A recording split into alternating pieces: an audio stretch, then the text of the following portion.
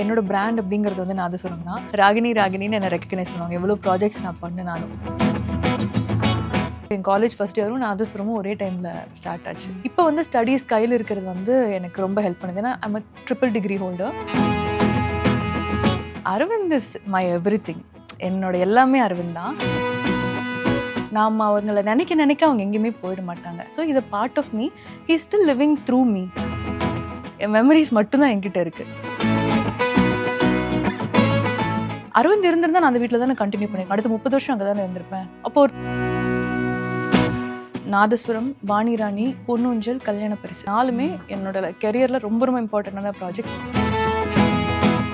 அரவிந்த்காக நான் ஒரு பாட்டு பண்ணேன். அந்த பாட்டு வந்து எப்போவுமே எங்கே போனாலும் அந்த ஃபோட்டோ ஒன்று நான் கையில் வச்சுருப்பேன். அரவிந்தோட ஒரு ஃபோட்டோ. சுடரே சுடரே முரண்கள் மாறாதே, மனம்தான் தெளிந்தால் மயக்கம் நேராதே. தமிழக மக்கள் விரும்பும் தங்கமயில் இப்போது சென்னை ஆவடி மற்றும் கீழ்கட்டளையில் கோலாகல ஆரம்பம். செப்டம்பர் 21ஆம் தேதி 2 புதிய கிளைகளின் திறப்பு விழா கொண்டாட்டம். கூட பிறக்கல, பட் கூட பிறந்த ஒரு அக்கா மாதிரி. Shruthiraj is very very close to me. She is very very beautiful good friend. என்னோட ஃபீமேல் ஃப்ரெண்ட்ஸ் வந்து they are very very special. இவ்வளோ ஸ்ட்ராங்கா இருக்கீங்க, போல்டா பேசுறீங்க, நிறைய பேருக்கு வந்து இன்ஸ்பிரேஷனா இருக்கீங்க. பேக் சைடு ஒரு விஷயம் கஷ்டங்கள் இருக்கும்ல, அது எப்படி நீங்க கோ த்ரூ பண்றீங்க? வேற வழியே இல்லை. அரவிந்த் என்னை தயவு செஞ்சு பார்த்துக்கோ. விகட நேயர்களுக்கு வணக்கம். இன்னைக்கு நம்ம கூட ஸ்ருதி சண்முகப்பிரியா தான் இருக்காங்க. வணக்கம் மேம். வணக்கம். எப்படி இருக்கீங்க? ரொம்ப நல்லா இருக்கேன். நீங்க? எஸ், ரொம்ப நல்லா இருக்கேன். ஃபர்ஸ்ட் வந்து நான் எதை பத்தி ஸ்டார்ட் பண்ணும் அப்படின்னா, நாதஸ்வரம் சீரியலை பத்தி தான் ஸ்டார்ட் பண்ணலான்னு இருக்கேன். ஏன்னா வந்து 15 இயர்ஸ்க்கு அப்புறம் கூட இன்னும் வந்து டெலிகாஸ்ட் ஆயிருக்கு, அதுவும் டாப் டிஆர்பியில் இருக்கு அப்படின்னு சொல்லி நாங்கள் கேள்விப்பட்டோம். எவ்வளோ ஹாப்பியா இருக்கு அது ரிசப்ஷன் உங்களுக்கு இப்போ இந்த 15 இயர்ஸ்க்கு அப்புறம் கிடைக்கும் போது? என்னோட கரியர் ஸ்டார்ட் பண்ணி 15 இயர்ஸ் ஆச்சு. பட் இன்னுமே எனக்கு வர அந்த ரெக்கக்னிஷன் வந்து நாதஸ்வரம் மூலியமாக தான். இப்போவும் ராகினி ராகினின்னு என்னை ரெக்கக்னைஸ் பண்ணுவாங்க. எவ்வளோ ப்ராஜெக்ட்ஸ் நான் பண்ணினாலும். இப்போ வர ப்ராஜெக்ட்ஸ்க்கு ரெக்கக்னிஷன் இருக்குது, பட் என்னோட பிராண்ட் அப்படிங்கிறது வந்து நாதஸ்வரம் தான்.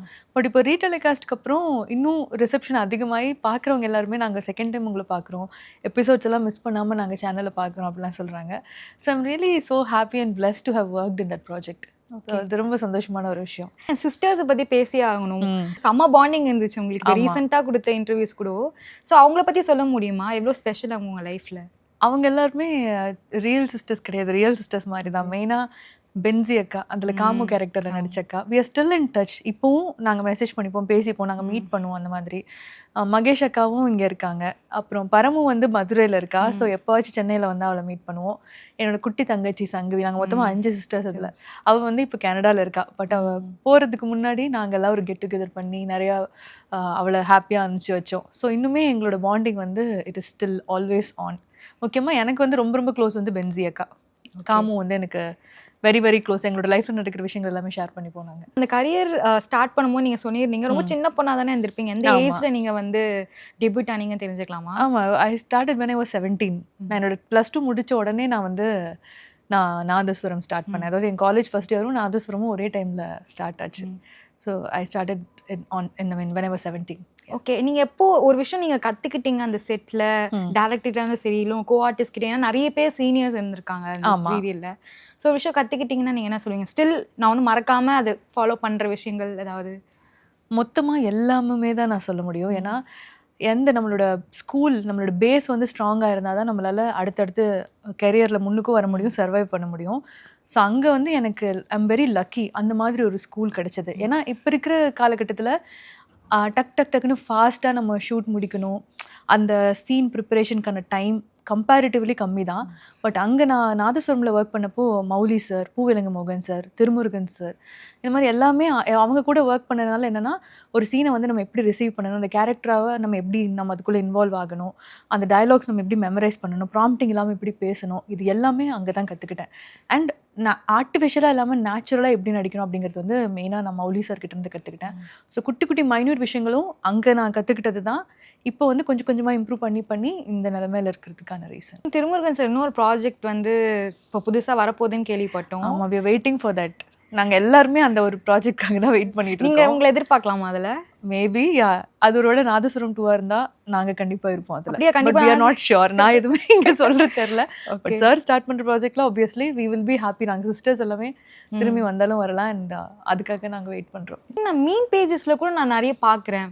அந்த லைக் காமெடியா தான் இருக்கும், நீ வந்து உன்னால முடியும் அந்த மாதிரி விஷயங்கள அப்போ நம்ம சீரியஸா எடுத்திருப்போம். ஓகே, ரொம்ப சீரியஸ் சீனா இருக்கு. இப்பலாம் வந்து நிறைய மீம்ஸ்ல காமெடியா ஆக்குறாங்க. அது பார்க்க உங்க ரியாக்ஷன் எப்படி இருந்தது? ஃபன்னியா தான் நான் எடுத்துக்க முடியும். ஏன்னா அந்த ரெகக்னிஷனாவது இருக்குல்ல. ஏன்னா அதிகமா ரீச் ஆகுறது அப்படின்னு பார்த்தீங்கன்னா இந்த மாதிரி மீம்ஸ்ல இந்த மாதிரி ஒரு பப்ளிசிட்டியில தான் அது போகும். பட் அந்த அளவு ரெஜிஸ்டர் ஆகிற அளவு நாங்கள் அப்பவே 15 வருஷத்துக்கு முன்னாடியே ஒரு விஷயத்தை கிரியேட் பண்ணியிருக்கோம் அப்படிங்கிறது இட்ஸ் அ ப்ரைட் ஒன்லின்னு நான் நினைப்பேன். பேரண்ட்ஸ் எவ்வளவு உங்களுக்கு சப்போர்ட்டா இருந்தாங்க இனிஷியல் ஸ்டேஜ்ல? பேரண்ட்ஸ் வந்து ஆல்வேஸ் சப்போர்ட்டிவ் தான். பட் என்னன்னா படிப்பு விஷயத்துல மட்டும் அவங்க கொஞ்சம் ஸ்ட்ரிக்ட். ஸோ அவங்கள பொறுத்த வரைக்கும் நான் வந்து என் படிப்பை விட்டுட்டு நான் நடிக்கணும் அப்படிங்கிற விஷயம் அவங்களுக்கு கிடையாது. நீ நல்லா படி, காலேஜ் போ, ரெகுலர் காலேஜ் தான் போகணும், கரஸில் படிக்கக்கூடாது. ரெகுலர் காலேஜ் போயிட்டே அங்கே நாங்கள் பெர்மிஷன் மட்டும் வாங்கி தரோம் அட்டெண்டன்ஸ்க்கு. ஆனால் நடிச்சுட்டே படிக்கிறதுனா நீ நடி அப்படிங்கிறதுல ஒரு விஷயத்தில் ஸ்ட்ரிக்டாக இருந்தாங்க. ஸோ அது எனக்கு எப்படி ஹெல்ப் பண்ணுச்சுன்னா, நான் நடிச்சு முடிச்சிட்டேன். இப்போ நடிப்பில் ஒரு பேர் வாங்கியிருக்கேன். ஆனால் இப்போ வந்து ஸ்டடீஸ் கையில் இருக்கிறது வந்து எனக்கு ரொம்ப ஹெல்ப் பண்ணுது. ஏன்னா ஐம் ட்ரிபிள் டிகிரி ஹோல்டர். ஒரு யூஜி அண்ட் 2 பிஜி நான் முடிச்சிருக்கேன். ஸோ இது எல்லாமே பேரண்ட்ஸ் வந்து அவ்வளோ ஸ்ட்ரிக்டாக இருந்ததுனாலையும் அண்ட் எனக்கு சப்போர்ட்டிவாக மீடியாலையும் எனக்கு அவங்க சப்போர்ட்டிவாக இருந்தனாலையும் என்னால் 2 பேலன்ஸ் பண்ண முடியும். இப்போ பேரண்ட்ஸை பற்றி பேசியே ஆகணும். அவங்க வந்து செம்ம ஸ்வீட்னே சொல்லலாம். எப்போ பார்த்தாலுமே வந்து பொண்ணு பொண்ணு பொண்ணு பொண்ணு தான் வந்து ஃபுல்லாக சொல்லிட்டு இருந்தாங்க. I think being a single daughter வந்து நிறைய அவங்க கிட்ட பேசும்போது கனெக்ட் பண்ண முடிஞ்சுது. எவ்வளோ லக்கி நீங்கள் அந்த மாதிரி ஒரு பேரண்ட்ஸ் கிடைக்க. அவங்க உலகமே நான் தான். எனக்காக என்ன வேணா பண்ணுவாங்க. எங்களுக்கு ரொம்ப குட்டி ஃபேமிலி, நான் அம்மா அப்பா. இப்போ வந்து I have an extended family. நான் அரவிந்தோட அம்மா, அரவிந்தோட அப்பா. பட் எங்கள் குட்டி ஃபேமிலியில் நாங்கள் 3 பேர் தான். ஸோ எனக்காக இப்போ வந்து அவங்க என் ஊர் கோயம்புத்தூர் ஆக்சுவலாக. இப்போ நான் வந்து இங்கே என் இன்லாஸ் வீட்டில் இருக்கேன். அவங்க அம்மா அப்பாவையும் பார்த்துக்கணுங்கிறதுக்காக அவங்க என்னோட ஊரே விட்டுட்டு, கோயம்புத்தூர்ல இருக்கிற எல்லாத்தையும் விட்டுட்டு எனக்காக இப்போ சென்னையில் வந்து ஸ்டே பண்ணி எனக்கு வந்து என்னை ஷூட்டிங் கொண்டு போய் விடுறது, எனக்கு டயட் ஃபுட் சமைச்சு கொடுக்குறது, என்னை பாசமாக பார்த்துக்கிறது, எனக்கு எல்லா விதத்துலையும் சப்போர்ட் பண்ணுற அளவுக்கு எப்போவுமே வந்து my parents R very very supportive. And அது வந்து ஒரு பிளெஸ்ஸிங் தான். ஏன்னா நான் வெளியே நிறைய இடத்துல பார்த்துருக்கேன். சம்டைம்ஸ் பேரண்ட்ஸ்க்கும் கிட்ஸ்க்கும் கம்யூனிகேஷன் கூட கம்மியாக இருக்கிற மாதிரி ஸ்ட்ரிக்ட்னஸான விஷயங்கள்லாம் இருக்கும். பட் அந்த விஷயத்தில் ஐ எம் வெரி பிளெஸ்டுன்னு நான் சொல்வேன். ஓகே, ஒரு டிஸ்அட்வான்டேஜ் ஆஃப் பீயிங் சிங்கிள் டாட்டர்னா நீங்கள் என்ன சொல்லுவீங்க? எனக்கு தான் எல்லா அடியும் விழுவும், எல்லா ஸ்ட்ரிக்ட்னஸும் எனக்கு தான். நான் எல்லா பார்வையிலையும் நான் தான் விழுவேன். எனக்கு கூட ஒரு சிப்ளிங் இருந்தால் கூட நான் அவங்களுக்கு டிவைட் ஆயிரும். இப்போ என்னன்னா மொத்த ஃபோக்கஸ் என் மேலே தான். அதனால எல்லா விஷயத்துக்கும் நான் தான் மாட்டுவேன். உங்கள் பெஸ்ட் சைல்ட்ஹுட் மெமரிஸ் ஏதாவது ஷேர் பண்ண முடியுமா? I will tell my school days. ஏன்னா அதில் நான் ஹாப்பியாக, ஏன்னா நான் ஸ்கூல் முடித்த கையோடு நான் வந்து ஆக்டிங்க்கு வந்துட்டேன். ஸோ அதனால காலேஜ்லேயும் சரி அதில் வந்து நான் ஆர்டிஸ்டாகவும் ஒரு ஸ்பெஷல் நோட்டீஸ் எப்போவுமே எனக்கு இருந்துகிட்டே இருக்கும். பட் ஸ்கூல் டேஸில் வந்து ஐ வாஸ் மை செல்ஃப். எனக்கான விஷயம், எனக்கான ப்ரைவசி, எனக்கான அந்த அந்த அந்த வயசில் அந்த ஒரு சில விஷயங்கள் என்ஜாய் பண்ணுவோம்ல, அதெல்லாமே எனக்கு வந்து ஸ்கூல் டேஸில் கிடச்சிது. That would be the memory. ஒரு நல்ல சைல்ட்ஹுட் மெமரின்னு சொல்லலாம். ஸ்பெசிஃபிக்காக இல்லை, ஜென்ரலாக இது வந்து ஒரு மெமரி. ரொம்ப ரொம்ப இம்பார்ட்டண்ட்டான ஒரு பர்சன் அப்படின்னு சொன்னால் அரவிந்த் சார் தான் சொல்லணும். ஸ்டில் நீங்கள் வந்து லைக் நான் வந்து உங்கள் மியூச்சுவல் ஃப்ரெண்ட்ஸில் இருக்கேன். அவருக்கு பர்த்டேனா வந்து உங்கள் ஃப்ரெண்ட்ஸ் வந்து ஸ்டோரி போட்டுட்டு நீங்கள் திருப்பி அதை ரீஸ்டோரிலாம் பண்ணி அந்த மாதிரி வந்து இன்னும் எப்படி சொல்றது, ஒரு அழகான ஒரு பாண்டு இருக்கிறத வந்து நாங்கள் கண்கூட பார்க்க முடியுது. ஸோ அரவிந்த் சார் பற்றி சொல்ல முடியுமா? எவ்வளோ இம்பார்ட்டன்ட் உங்கள் லைஃப்பில்? Aravind is my everything. என்னோட எல்லாமே அரவிந்த் தான். ஆனால் எனக்கு விகடன் வந்து எனக்கு இந்த இதில் வந்து எனக்கு இம்பார்ட்டண்ட் ஆக்சுவலாக.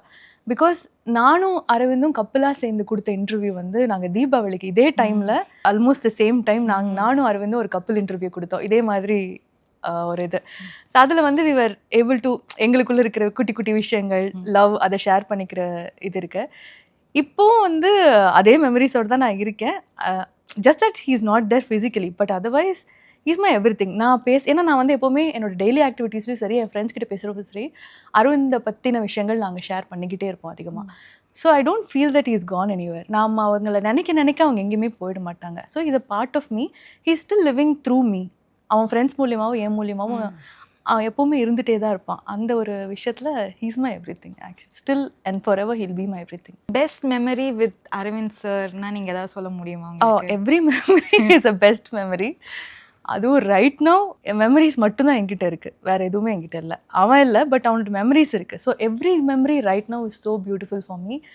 அதில் ரொம்ப அழகான ஒரு மெமரின்னு பார்த்தீங்கன்னா, நானும் அரவிந்தும் சேர்ந்து ஒரு சாங் என்னோட ப்ரீ வெட்டிங்காக ஒரு தீரா காதல்னு ஒரு சாங் க்ரியேட் பண்ணோம். அதில் வந்து அந்த மொமெண்ட்ஸ் எல்லாமே நாங்கள் ஒரு சாங் ஒரு 3-4 சாங்கை மர்ஜ் பண்ணி பீச்சில் ஒரு 2 days நாங்கள் அதை ஷூட் பண்ணோம். அதில் நாங்கள் ஷேர் பண்ணிக்கிட்ட மொமெண்ட்ஸ் அது இப்போ வந்து நான் திரும்பியும் அந்த தீரா காதலை வந்து நான் போட்டு பார்க்குறப்போ அப்பா அட்லீஸ்ட் இந்த மாதிரி ஒரு பியூட்டிஃபுல்லான ஒரு சாங் ஒரு மெமரி வந்து அரவிந்தோட நான் க்ரியேட் பண்ணியிருக்கேன். இதை நான் வச்சு எப்போவுமே நான் பார்த்துப்பேன் அப்படிங்கிறது. So that song is important to me. That's a very nice memory of him. நான் இன்னொரு விஷயம் பேசி ஆகணும்னு நினைக்கிறேன். அரவிந்த் சார் உங்களோட டாட்டூ கொடுத்திருந்தாருல உங்க கண்ணில் ஒரு எங்கேயோ நான் படிச்சிருக்கேன். ஒரு விஷயம் நீங்க வந்து கிரேவ் கொண்டு போக முடியும்னா அது வந்து டாட்டூஸ் மட்டும்தான் அப்படின்னு. ஸோ அந்த டாட்டூ பத்தி சொல்ல முடியுமா? அந்த டாட்டூ வந்து என்ன இவ்வளோ தூரம் யாரும் லவ் பண்ணது கிடையாது என் லைஃப்பில். மேபி என் பேரண்ட்ஸ் லவ் பண்ணலாம். பட் இன்னொருத்தங்க என்னோட ரத்த உறவா இல்லாமல் ஒருத்தங்க என்ன லவ் பண்ணியிருக்காங்க அப்படின்னா இட்ஸ் அரவிந்த் ஒன்லி. ஸோ என்னோட பர்த்டே சர்ப்ரைஸாக வந்து என்னோட நிச்சயதார்த்தம் ஆனதுக்கப்புறம் என்னோட கண்ணை வந்து அது அரவிந்தோட ஃபர்ஸ்ட் டாட்டூ. அவனுக்கு டாட்டூனா பயம், ஊசினா பயம். பட் நான் ஒரு டாட்டூ போட்டு வர போகிறேன் அப்படின்னு சொல்லிட்டு இந்த சைட் ஃபுல்லாக ஒரு அழகான டாட்டூ. இந்த பக்கம் வந்து என்னோட கண்ணு அதில் அழகாக அதை அப்படியே பிரிண்ட் பண்ணி இங்கே போட்டிருப்பான். ஆனால் அதை போட்டு வரப்போ நான் என்ன சொன்னேன், அதை போட்டோடனே எனக்கு செம்ம ஷாக்கு. வாவ், எனக்காக ஒருத்தங்க சர்ப்ரைஸ் தான். சர்ப்ரைஸ்னா he was on a video call. பார்த்துட்டு இங்கே பாரு நான் போடுறேன் அப்படின்னு சொல்லிட்டு போட்டுட்டு காமிக்கிறான். எனக்கு ரொம்ப சந்தோஷம், ஷாக்கு. எனக்காக இவ்வளோ தூரம் லவ் பண்ணி ஒருத்தங்க பண்ணுறாங்களா அப்படின்னு சொல்லிட்டு சந்தோஷமா இருந்தது. ஆனால் அப்போ நான் என்ன தெரியுமா பண்ணேன், அரவிந்த் என்னோட கண்ணுக்குள்ள ஒரு மச்சம் இருக்கு. எனக்கு இப்போ பார்த்தீங்கன்னா என் கண்ணுக்குள்ள 2 மச்சம் இருக்கும். அந்த மச்சம் வந்து உன் டாட்டூல இல்லை, அப்புறம் அது ஏன் கண்ணுன்னே யாருக்கும் தெரியாது.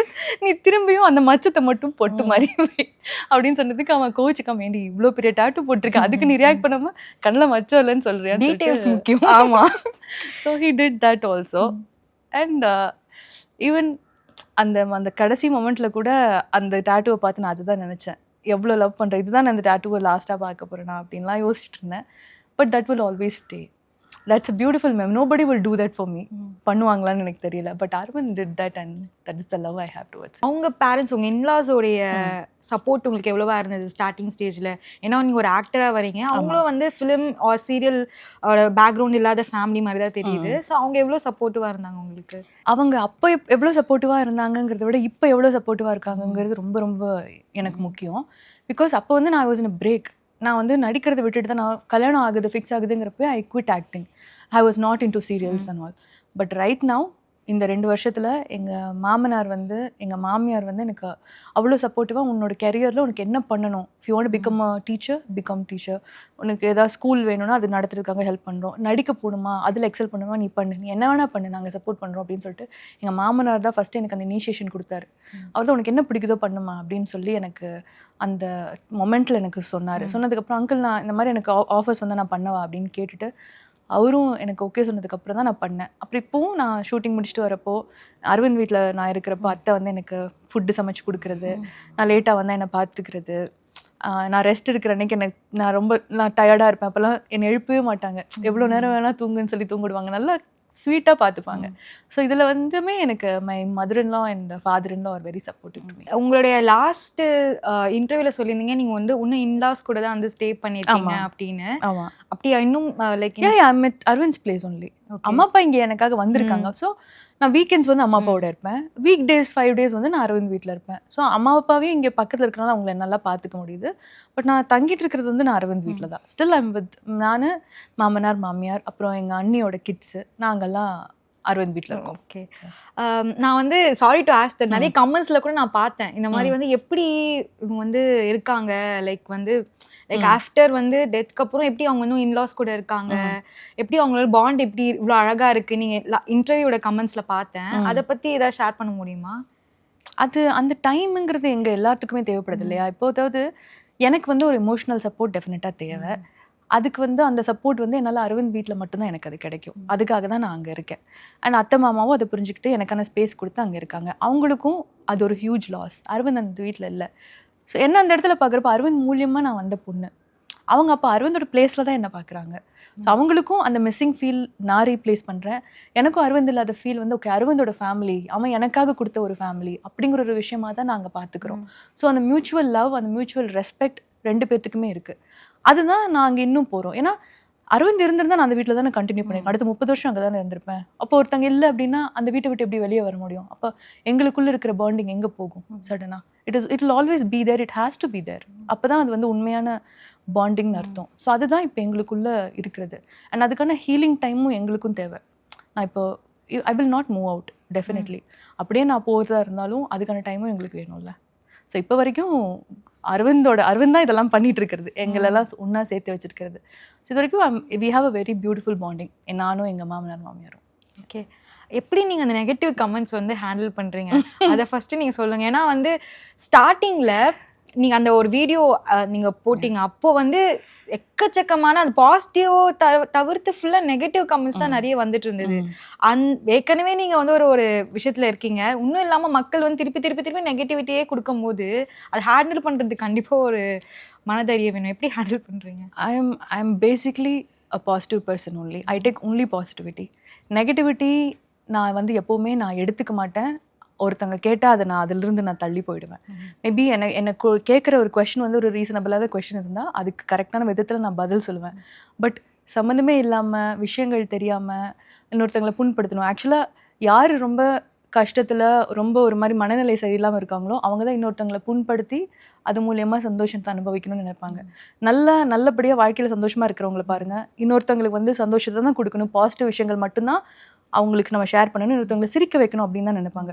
ஸோ இந்த மாதிரி நெகட்டிவ் கமெண்ட்ஸ் கொடுத்து இன்னொருத்தவங்களை புண்படுத்துகிறவங்க யாருமே அவங்களுக்கு நான் ஹீலிங் தான் நான் கொடுப்பேன். நீங்கள் அந்த மாதிரி இன்னொருத்தவங்களை ஹர்ட் பண்ணுறீங்க அப்படின்னா நீங்கள் தயவு செஞ்சு உங்கள் வாழ்க்கையில் நல்லபடியாக சந்தோஷமாக ஹீல் ஆகுங்க அப்படிங்கிற ஒரு விஷயத்தை தான் நான் வந்து கன்வே பண்ணுவேன். ஸோ அந்த மாதிரி ஒரு ஆளுங்க வந்து சொல்கிற நெகட்டிவிட்டி அது வந்து என்னை பாதிக்காது. அதை நான் எடுத்துக்கவே மாட்டேன். பாசிட்டிவ் பீப்புள் என்னால் எவ்வளோ இன்னொருத்தவங்களுக்கு பாசிட்டிவிட்டி கொடுக்க முடியுதோ அதை நான் கொடுத்துட்டு, பாசிட்டிவ் பீப்புள் என்னை சுற்றி நிறைய லவ் கொடுக்குறவங்க இருக்காங்க. என்னை சுற்றி இப்போ இருக்கிறவங்க அத்தனை பேருமே அவ்வளோ லவ் கொடுக்குறவங்க. ஸோ அதை மட்டும் தான் நான் எடுத்துப்பேனே தவிர I just ignore negativity, negative comments and everything. அவ்வளோ as simple as that. Starting கரியர்லேருந்து மோஸ்ட்லி எல்லா ப்ராஜெக்ட்ஸுமே வந்து சன் டிவியில் தான் பண்ணியிருக்கீங்க. எவ்வளோ க்ளோஸ் உங்களுக்கு அந்த சேனலும் சரி, அங்கே இருக்கிற டீம் உங்களுக்கு எவ்வளோ இம்பார்ட்டண்ட்? அதுதான் என்னோட இந்த 15 வருஷ கரியரில் ஆல்மோஸ்ட் 2010 to 2018 வந்து I was in Sun TV 8 years. முக்கியமான ப்ராஜெக்ட்ஸ் நாதஸ்வரம், வாணிராணி, பொன்னூஞ்சல், கல்யாண பரிசு, இந்த 4மே என்னோட கெரியரில் ரொம்ப இம்பார்ட்டண்டான ப்ராஜெக்ட்ஸ். அதெல்லாமே சன் டிவி கொடுத்தது தான். திரும்பி 2 years I was working with Vijay and then I took a break. But right now என்னோட லைஃப் இந்த ஸ்டேட்டில் வந்து நான் வந்து இவ்வளோ முக்கியமாக மறுபடியும் திரும்பி எனக்கு ஒரு ஆஃபர் கொடுத்து திரும்பியும் 2வது சீரியல் கொடுத்து இப்போ நான் 3rd சீரியல் இந்த ஒன் இயராக நான் I'm doing my 3rd serial. அவ்வளோ தூரம் இந்த சேனல் எனக்கு சப்போர்ட்டிவாக இருக்குது. இது வந்து ஃபிக்ஷன் சைடில். நான் ஃபிக்ஷன் சைடில் அவங்களும் என்ன எவ்வளோ இம்பார்ட்டன்ட்னா என்னோட டேலண்ட் இது வரைக்கும் நான் இத்தனை வருஷமாக இருக்கேன், பட் நான் பாடுவேன் அப்படிங்கிற ஒரு விஷயமே தெரியாது. அதில் வந்து அவ்வளோ இம்பார்ட்டண்ட்டாக அந்த குட்டி ஒரு டேலண்ட்டுக்கான ஒரு ஆப்பர்ச்சுனிட்டி கொடுத்து அதுக்கு ஒரு ஸ்டேஜ் கொடுத்து அதை வளர்த்தி விட்டு அது மூலியமாக எனக்கு அடுத்து கொடுக்குறாங்க. இதில் வந்து ரொம்ப இம்பார்ட்டண்ட்டான ஒரு person, I have to mention the name also, Marvan அண்ணான்னு சொல்லிட்டு என்னோட சேனலில் நான் ஃபிக்ஷனில் இருக்காரு, என்னோட ஹெட்டு. அவர் is like my real brother. அவர் தான் வந்து என்னோட இந்த டேலண்ட் எல்லாம் ரெகக்னைஸ் பண்ணி அடுத்து சிங்கிங் ஆஃபர்ஸ் கொடுத்து இப்போ அதுவும் ஒரு பக்கம் ட்ராக்கில் போயிட்டுருக்கு. ஸோ தட்ஸ் அவ்வளோ இம்பார்ட்டண்ட் எனக்கு சேனல். ஓகே, இப்போ நீங்கள் சொன்ன மாதிரி பாடுறதுல வந்து எப்படி இவங்க வாய்ஸான்னு ஃபர்ஸ்ட் எல்லாமே ஷாக் ஆனாங்க. அதுக்கப்புறம் போகும்போது இவங்க சிங்கராக ஆயிடலாமே அப்படின்ற மாதிரி மக்கள் அக்செப்ட் பண்ண ஆரம்பிச்சிட்டாங்க. நானே இப்போ தான் எக்ஸ்ப்ளோர் பண்ணிட்டு இருக்கேன். எப்போ உங்களுக்கு பாடுறது வந்து இன்ட்ரெஸ்ட் வந்துச்சு உங்களுக்கு? இந்த மாதிரி பாடுறது வந்து நான் பாத்ரூம் சிங்கர் தான். நான் சும்மா வந்து நான் ஒன்றும் மியூசிக் கற்றுக்கல, அது எதுவும் பண்ணலை. பட் ஒரு ரியாலிட்டி ஷோவில் நாங்கள் நீங்கள் ஒரு ரியாலிட்டி ஷோ வந்துச்சு. அந்த ஷோவில் வந்து அரவிந்த்காக நான் ஒரு பாட்டு பண்ணேன். அந்த பாட்டு வந்து எப்போவுமே எங்கே போனாலும் அந்த ஃபோட்டோ ஒன்று நான் கையில் வச்சுருப்பேன், அரவிந்தோட ஒரு ஃபோட்டோ, நானும் அவனும் இருக்கிற மாதிரி. அந்த ஃபோட்டோவை வச்சுட்டு அந்த சாங் அதுக்காக டெடிகேட் பண்ணி பாடினேன். ஸோ அது வந்து தட் வாஸ் வெரி கனெக்டிங். ஏன்னா அது என்னோட உண்மையான ஃபீலிங், நான் அரவிந்த்காக டெடிகேட் பண்ணணும்னு பண்ணது. ஸோ அது வந்து அது நல்ல எல்லாத்துக்குமே அந்த சாங் பிடிச்சிருந்தது, எனக்கும் மனசாக பிடிச்சது. அது அரவிந்துக்கும் போய் ரீச் ஆச்சு அப்படிங்கிறது எனக்கு தெரியும். ஸோ அதிலிருந்து தான் it started on and on and on. இப்போ பார்த்தா நிறையா சாங்ஸ் வந்து நான் பாடியிருக்கேன் அதில். ஓகே, எங்களுக்காக ஒரு பாடல் பாட முடியுமா? உங்களுக்கு வந்து ஸ்பெஷலான சாங் விகடனுக்காக. உன்னை நீ ரசித்தால் முழுதாய் வசித்தால் இதம் தான் இந்த தனிமையே, துயரில் சிரித்தால் இடரை எதிர்த்தால் கனவும் ஒரு முழுமையே,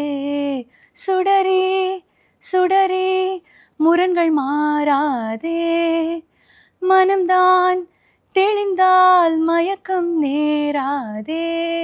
3 முடிச்சு சீரியல் பத்தி பேசியே ஆகணும். உங்களுக்கு எவ்வளவு ஸ்பெஷல் அந்த கேரக்டர் உங்களுக்கு? ஏன்னா ரொம்ப யூனிக்கா இருந்ததுன்னே சொல்லலாம் அந்த கேரக்டர்.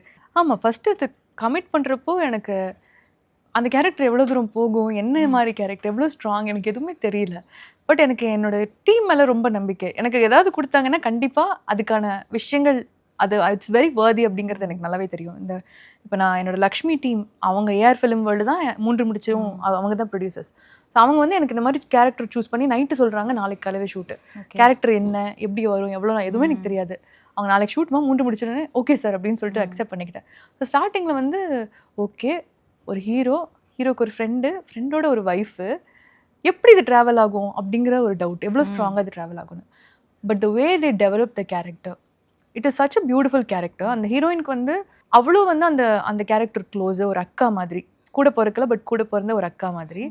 அது எதுனாலும் அந்த இன்னசென்ட் கேரக்டர் வந்து அந்த விஜய் கிட்ட தான் சொல்லணும். அந்த விஜயும் வந்து சப்போர்ட்டிவாக இருக்கும். ஸோ அந்த பாண்டிங் வந்து ரொம்ப பியூட்டிஃபுல்லாக டெவலப் பண்ணாங்க. அது அப்படியே கொண்டு போயிட்டு இருக்காங்க. இப்போ வரைக்கும் எனக்கு அது உண்மையாலுமே ரொம்ப ரொம்ப நல்ல ரீச். நான் எங்கே போனாலும் 3 முடிச்ச பற்றி, இந்த விஜய் கேரக்டரை பற்றி எனக்கு சொல்லுவாங்க. I felt so lucky. ஏன்னா அதை கமிட் பண்ணுறப்போ எனக்கு வந்து இது இவ்வளோ அழகாக இருக்கும், இவ்வளோ கொண்டு போகுன்றது தெரியாது. ஏன்னா மெயின் கேரக்டர்ஸ், அதில் இருக்கிற சிஸ்டர் கேரக்டர்ஸ்க்கு ஈக்குவலாக அதை வந்து கொண்டு வந்தாங்க, அந்த டெவலப்மெண்ட் அது எல்லாமே. ஸோ அது விதத்தில் ஐ எம் வெரி பிளெஸ்ட். ஒரு அவுட் சைட் கேரக்டர் ரோல் நான் பண்ணாலும் அதோட இம்பார்ட்டன்ஸ், அந்த டெப்த் வந்து அவங்க கொடுத்தது I am very happy. Okay, Lakshmi serial பற்றி சொல்ல முடியுமா? கண்டிப்பாக. Lakshmi serial is very very special to me. Because நான் ஃபஸ்ட்டு இத்தனை வருஷத்துக்கு அப்புறம் ரீஎன்ட்ரி வந்து கொடுத்தது வந்து லக்ஷ்மி சீரியலில் தான். அதில் வந்து எனக்கு கொடுத்த கேரக்டர் அப்படி தான். I am always a friend. இதுலேயும் அவள் ஃப்ரெண்ட் தான், அதுலேயும் அவங்க ஃப்ரெண்டு தான். பட் இதில் லக்ஷ்மி எப்படி ஸ்பெஷல்னா, Shruthiraj is very very close to me. She is very very beautiful good friend அவங்க. ஸோ அதில் வந்து அவங்களோட அந்த பாண்டிங் வந்து அவங்களோட அந்த கார்மெண்ட்ஸில் நாங்கள்லாம் வேலை பார்த்துட்ருப்போம். பட் எங்களுக்குள்ளே இருக்கிற ஃப்ரெண்ட்ஷிப் வந்து ஸ்க்ரீன்லேயும் தெரிஞ்சது, ரியல் லைஃப்லேயும் ரொம்ப டெவலப் ஆகிட்டு now she has become my best friend. And நாங்கள் ஆஃப் ஸ்க்ரீன்லேயும் நாங்கள் பயங்கரமாக போவோம். ஆன் ஸ்க்ரீனில் சொல்லவே வேண்டாம், நல்லா சுட்டியான விஷயங்கள்லாம் பண்ணிவிட்டு அந்த வெளியே இருக்கிற அந்த ஃப்ரெண்ட்ஷிப் பாண்ட் ஃப்ரேம்லேயும் தெரியும். ஸோ அது விதத்தில் Lakshmi is very very special to me. Okay, I think உங்களுடைய ஃபீமேல் ஃப்ரெண்ட்ஷிப்ஸை பற்றி பேசியே ஆகணும். நேஹா, ஸ்ருதி, அவங்கள பற்றி சொல்ல முடியுமா? எவ்வளோ இம்பார்ட்டன்ட் ஃபீமேல் ஃப்ரெண்ட்ஷிப்ஸ் வந்து லைஃப்பில்? எனக்காக எல்லா இடத்துலையுமே அவங்க நின்றுருக்காங்க. எனக்கு ரொம்ப ரொம்ப இம்பார்ட்டன்ட் வந்து என்னோட முக்கியமாக எனக்கு அதுவும் ஒரு பிளெஸ்ஸிங் தான். என்னை சுற்றி இருக்கிற அந்த ஃபீமேல் ஸ்குவாட் வந்து அவ்வளோ ஸ்ட்ராங்.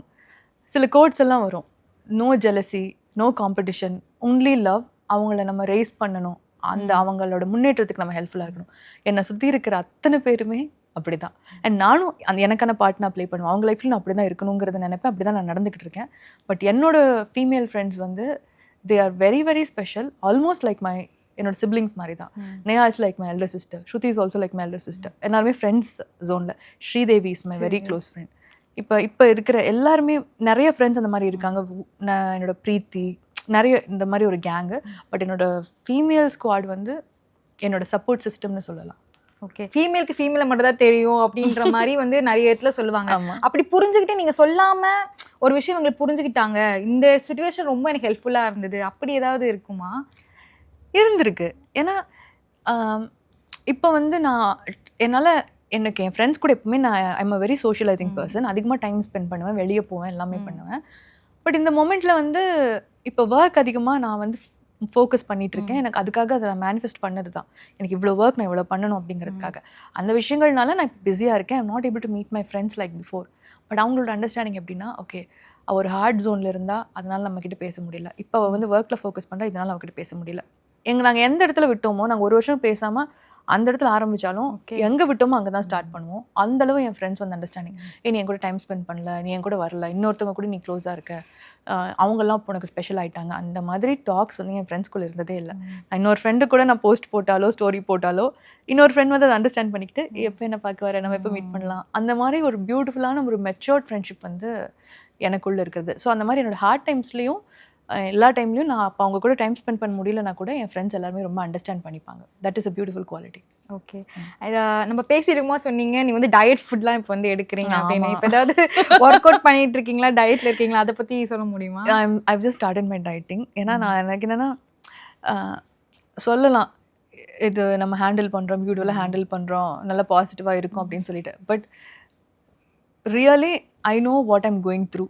என்னோட ஹீலிங்லேயும் நிறைய அப்ஸ் அண்ட் டவுன்ஸ் இருக்குது. என்னென்னா நான் I just show the positive side, but என்னோட லோஸ் எல்லாமே எனக்குள்ளே நான் வச்சுப்பேன். முடிஞ்ச அளவு என்னால் நான் ஹேண்டில் பண்ணணும்னு நினைப்பேன். அதில் வந்து ஸ்விங்ஸு, மூட் ஸ்விங்ஸு, பாடி ஹார்மோன் சேஞ்சஸு இதெல்லாமே வந்து it reflects in my wait and also work schedule டைட்டாக இருக்குது. நமக்கான டைம் நம்ம கொடுத்து நம்மளை நல்லா பார்த்துக்கணும் அப்படிங்கிற விஷயங்கள் எல்லாம் ரொம்ப டிஃபிகல்ட்டாக இருக்கிற டைமில் I been gaining so much weight, மறுபடியும் லூசிங் வெயிட், கெய்னிங் வெயிட், இப்படியே போயிட்டுருக்கு. ஸோ அதனால நான் வந்து திரும்பவும் I gained a lot of weight. திரும்பவும் நான் வந்து அதை ஹேண்டில் பண்ணி இப்போ வந்து டயட்டில் இருக்கேன். ஒர்க் அவுட் வந்து நான் இன்றைக்கி தான் ஸ்டார்ட் பண்ணுறேன். நீங்கள் இன்றைக்கி கரெக்டாக கேட்குறீங்கன்னா இன்றைக்கி தான் ஸ்டார்ட் பண்ணுறேன். Next 15 days I'll be in a schedule, proper schedule. Okay, முன்னாடி இவ்வளோ ஸ்ட்ராங்காக இருக்கீங்க, நீங்கள் வந்து இவ்வளோ போல்டாக பேசுகிறீங்க, நிறைய பேருக்கு வந்து இன்ஸ்பிரேஷனாக இருக்கீங்க அப்படின்ட்டு. அந்த பேக் சைடுன்னு விஷயம் கஷ்டங்கள் இருக்கும்ல, அது எப்படி நீங்கள் கோ த்ரூ பண்ணுறீங்க? வேறு வழியே இல்லை புனிதா, அதுக்கு we cannot skip it. அது வந்து this is a part of my healing journey. There is no other go. இதை நான் கோ த்ரூ பண்ணி தான் ஆகணும். இந்த பெயின் நான் வந்து தாண்டி தான் ஆகணும். இது எனக்காக எழுதப்பட்டது, அதை நான் அக்செப்ட் பண்ணிக்கிட்டேன். ஏன்னா வந்து என்னோடய லவ்ட் ஒன்னை வந்து இந்த மாதிரி நான் மிஸ் பண்ணணும், இந்த பெயின் நான் தாண்டி வெளியே வரணும் அப்படிங்கிறது வந்து it is my destiny. So I am going through it. நம்ம இதை ஸ்கிப் பண்ணணும் அப்படின்னு நினச்சாலும் நம்மளால் முடியாது, ஏன்னா இது நடந்துருச்சு ஏற்கனவே. பட் எப்படி இதை தாண்டி வரேன் அப்படின்னா, first of all main point is acceptance. First ஏன் நம்ம லைஃப்பில் இது நடக்குது, ஏன் நடந்துச்சு அப்படின்னு சொல்லிட்டு அதே இடத்துல அந்த பாஸ்ட்லேயே உட்காந்துட்டு இருக்காமல், அப்புறம் ஃப்யூச்சர் என்ன நடக்க போகுது எனக்கு தெரியலையே, ரொம்ப பிளாங்காக இருக்கே, அப்படி இப்படின்னு எந்த குழப்பமும் எடுத்துக்காமல் இந்த ப்ரெசன்ட் மூமெண்ட்டில் நான் என்ன பண்ணிகிட்டு இருக்கணும் அதில் வந்து ஃபுல் ஃபோக்கஸ்டாக என்ன நடக்குதுமோ நடந்துருச்சு, இதுக்கப்புறம் என்ன நடக்கணுமோ நடக்கட்டும். பட் இந்த மொமெண்ட்டில் நான் என்ன பண்ணுறனோ அது 100% ஃபோக்கஸோட ஃபுல் டெடிகேஷனோட நான் பண்ணுவேன். ஃப்யூச்சர் அது இந்த இந்த யூனிவர்ஸ் எனக்கு என்ன வச்சுருக்கோ அதுவாக எனக்கு கொண்டு போகும். And Aravind will also guide me அப்படிங்கிற ஒரு விஷயத்தில் நான் வந்து முன்னாடி வந்துக்கிட்டு இருக்கேன். அண்ட் இதில் வந்து ஃபிசிக்கலாக நான் பண்ணது என்னென்னா, நிறைய ப்ராக்டிசஸ் நான் பண்ணியிருக்கேன். எனக்கு தூக்கம் வராது, இன்சாம்னியா இருந்திருக்கு ஸ்டார்டிங்கில், lot of depression, lot of memories திரும்ப வரும். அப்புறம் ஒரு சில மொமெண்ட்ஸில் அப்படியே ஸ்டக் ஆகிடுவேன். நான் என்னோட பாஸ்ட் மெமரியில் நான் போய்ட்டு இப்போ இந்த ஹாஸ்பிட்டல் இது நடந்துச்சு அப்படின்னா அந்த மொமெண்ட்குள்ளேயே இருப்பேன். ஸோ இதெல்லாம் எப்படி நான் வெளியே வந்தேன் அப்படின்னா, ஐ யூஸ் டு ஜேர்னலிங் நான் பண்ணிகிட்ருப்பேன். என்னென்ன எனக்கு ஹார்ட் ஃபீலிங்ஸ் இருக்கோ அது எல்லாத்தையுமே உட்காந்து ஒரு பேப்பரில் எழுதுவேன். மெடிடேஷன் நான் நிறையா பண்ணேன். யோகா ரொம்ப அதிகமாக பண்ணேன். எல்லா நாளும் விடாமல் கன்சிஸ்டண்ட்டாக என்னோடய யோகா அண்ட் மெடிடேஷன் நான் பண்ணேன். மைண்டை வந்து ஃப்ரீயாகவே வச்சுக்க மாட்டேன். I used to read a lot. சோல்ஸை பற்றி, எப்படி ஹீலிங்கை பற்றி, இதை பற்றி நிறையா படிச்சிருக்கேன். இந்த மாதிரி தினமும் ப்ராக்டிஸ் பண்ணி யூஸ்ஃபுல்லான ஒரு சில விஷயங்கள்லாம் பண்ணி அதில் ஒரு கிளாரிட்டி கிடச்சிது.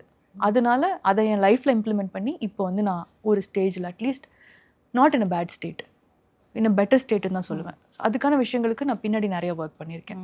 ஃபஸ்ட்டு ஆனால் இது நமக்கு நடந்துருச்சுன்னா அதை அக்செப்ட் பண்ணிக்கணும். நம்ம லைஃப்பில் எது நடந்தாலும் அது ஒரு ரீசனுக்காக நடக்கும்.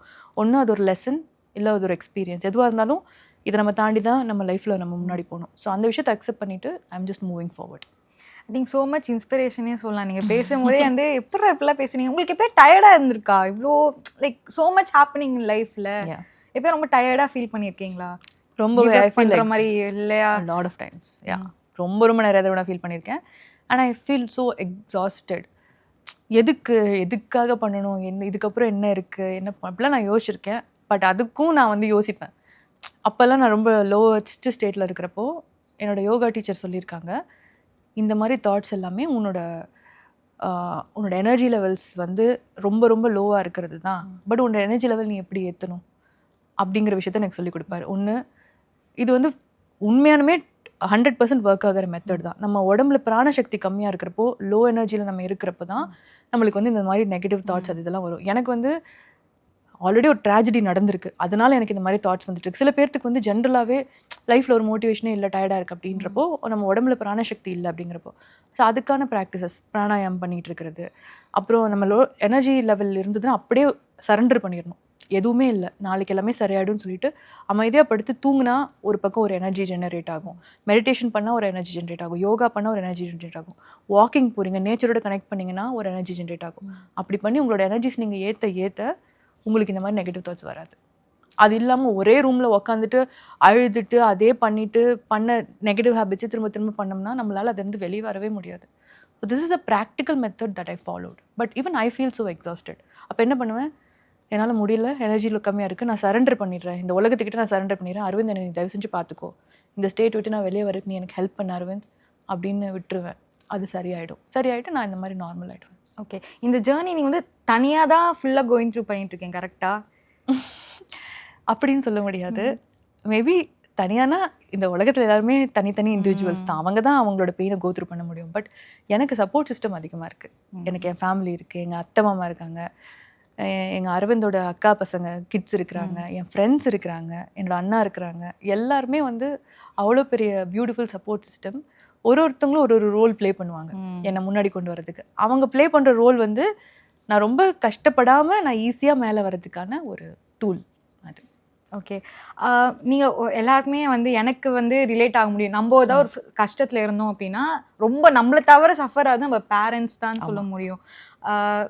அந்த ஜேர்னியில் இருக்கும் போது, அந்த டைம் ஜோனில் இருக்கும் போது உங்களுக்கு சரி உங்கள் ஃபேமிலியை சப்போர்ட் பண்ணுறது வந்து ரொம்ப கஷ்டம். நான் வந்து கோ த்ரூ பண்ணிட்டு இருக்கேன்னா நீங்கள் பண்ணக்கூடாதுன்ற ஒரு மைண்ட் செட் ஆஸ் ஒரு டாட்டராக எல்லாருக்குமே இருக்கும்ல. நீங்கள் எப்படி உங்கள் பேரண்ட்ஸை ஹீல் பண்ணீங்க? அவங்க இன்னுமே கொஞ்சம் பேட் ஸ்டேட்டில் தான் இருக்கிறாங்க.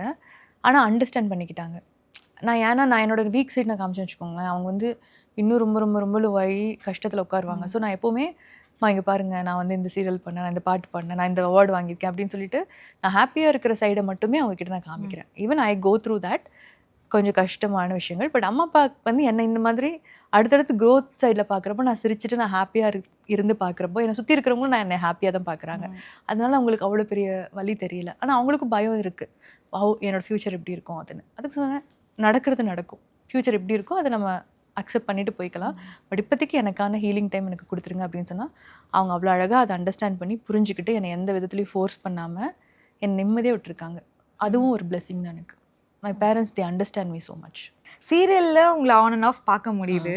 நீங்கள் ஃபிலிம்ஸ்லேயே உங்களுக்கு இன்ட்ரெஸ்ட் இருக்கா? அது எதாவது ட்ரை பண்ணியிருக்கீங்களா? ஃபிலிம்ஸ் வந்து இவ்வளோ நாள் இத்தனை வருஷங்கள் இருந்ததில்ல. I was fully focusing on serial and I had few restrictions. மூவியில் நடிக்கிறது வந்து என் ஃபேமிலியில் வந்து இல்லை. But right now I have no restrictions. I have very less restrictions. அதனால web series or movies whatever comes in my way I will give my best. So அதுக்கான விஷயங்களும் என்னோட நான் க்ரூம் பண்ணிட்டு இருக்கிறேன். நான் கொஞ்சமாக இப்போ தான் அடுத்தடுத்த ஸ்டெப் போயிட்டுருக்கேன். So what ever is coming in my way I might two. Okay, உங்கள் நெக்ஸ்ட் ப்ராஜெக்ட்ஸ் பற்றி சொல்ல முடியுமா? வேறு ரியாலிட்டி ஷோஸில் பார்க்கலாமா, இல்லைனா சீரியல்ஸில் அதை எக்ஸ்பெக்ட் பண்ணலாமா? Right now I am doing 2 serials. Reality shows வந்து இப்போ நிறையா இதில் பாடியிருக்கேன், பக்தி எபிசோட்லலாம் பாடியிருக்கேன்.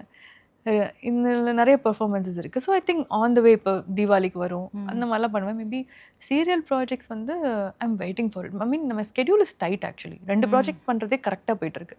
இது முடிச்சுட்டு வேறு ஏதாவது வருது இல்லை நல்ல ரோல்ஸ் வருதுன்னா I want take it. Okay, உங்கள்கிட்ட பேசினது வந்து எனக்கு ரொம்ப ரொம்ப சந்தோஷமாக இருந்தது இன்னைக்கு. Thank you so much. Thank you, it was lovely. It was a nice interview. Thank you so much. Thank you. ஒரு நற்செய்தி, உங்களின் அபிமான தங்கமயில் இப்போது சென்னை ஆவடி மற்றும் கீழ்கட்டளையில் கோலாகல ஆரம்பம். செப்டம்பர் 21ஆம் தேதி 2 புதிய கிளைகளின் திறப்பு விழா கொண்டாட்டம். தங்கம் வாங்க, தங்கமயிலுக்கு வாங்க.